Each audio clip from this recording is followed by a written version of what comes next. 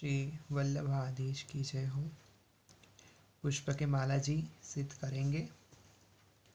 पारस के माला जी सिद्ध करने हैं। ये पारस के फूल है।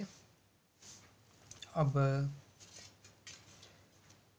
कैसे लेने हैं कि ऐसे जो खुले पूरे खिले हुए हैं ऐसे नहीं लेने हैं। जो बंद है वो ज़्यादा नहीं और बहुत कम नहीं, उस प्रकार से। कली भी नहीं लेनी है, तो इसके जो पीछे की जो दांड है उसको बड़ी कर दी है। तो कातर भी आप यूज़ कर सकते हो।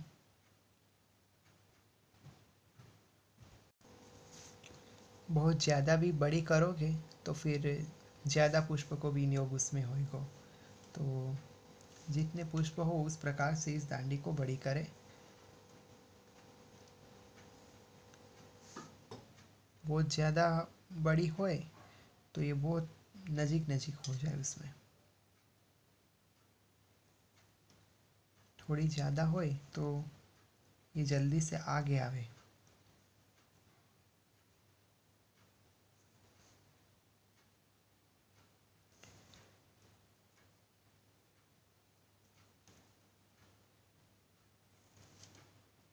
अब देखो ये इतना सिद्ध हुआ है। अब आगे ये देखना है, यही प्रोसेस सबसे बड़ी महत्वपूर्ण रखती है इसमें। ये माला जी तो सिंपल ही है, पर कहाँ हमको मनका लेना है वो देखते हैं। अब इतना बड़ा फूल लो जो खिला हुआ है ना। फिर या कि हम दांड बड़ी कर ले थोड़ी सी। अब थाग लेने से पहले हम मनका करेंगे। तो इस प्रकार से हर एक पत्ती को ऊपर की तरफ लेते जाए।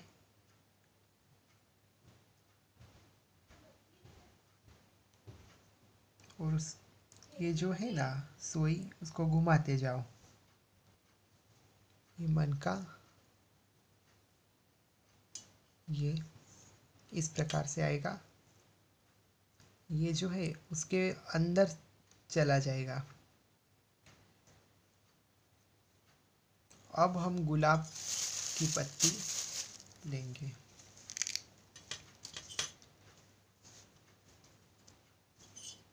ये हम थाग अब ले रहे हैं बीच में, तो उसके लिए इस प्रकार से चौरस बनानी है पत्ती को।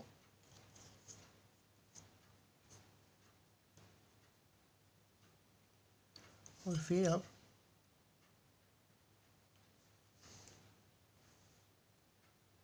यहाँ लेंगे।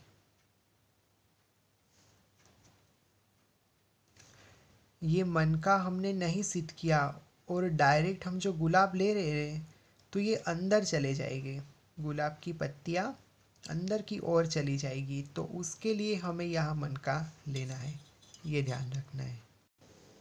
अब ये हो जाए फिर अब आगे की जो है जो फर्स्ट है उसमें बिल्कुल ही छोटी सी रखनी है, क्योंकि बहुत है तो फिर यहाँ दिखेंगी, इसलिए थोड़ी सी रखनी है।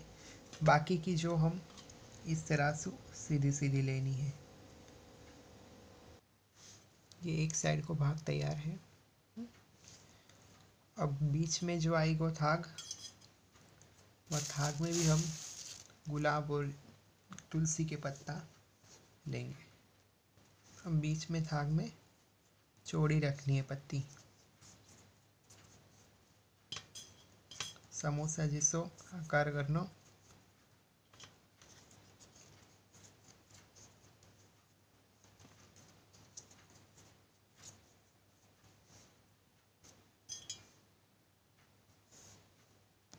अब बीच बीच में तुलसी के पत्तान को भी लेनो थाग में। तुलसी के पत्ता माला जी में ले सके।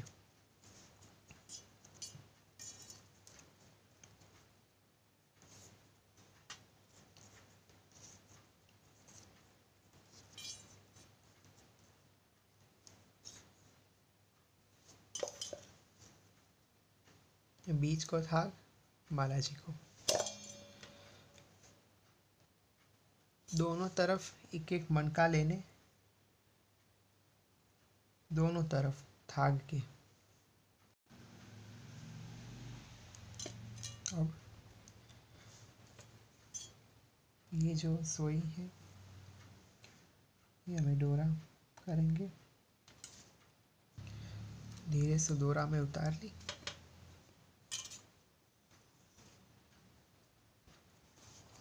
ये एक साइड को भाग है ये। अब यहाँ को या सोई में से निकाल लेना। अब ये थाग वाली सुई में डोरा पधराना, थाग को धीरे से डोरा में उतारना। जो हमने यहाँ दोनों साइड में मनका लिए हते, सो ये मनका नहीं होए तो ये खुल्लो से हो जाए। तो मनका के हिसाब से ये पूरा ऐसो दब के रहे और मनका बीच में चलो जाए तो दोनों अच्छी तरह से बैठे।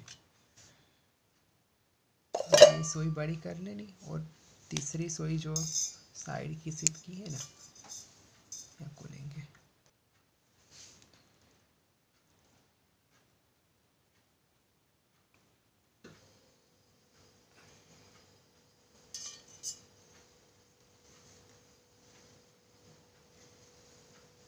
इस प्रकार से उतार लो, टूटे नहीं, निकले नहीं।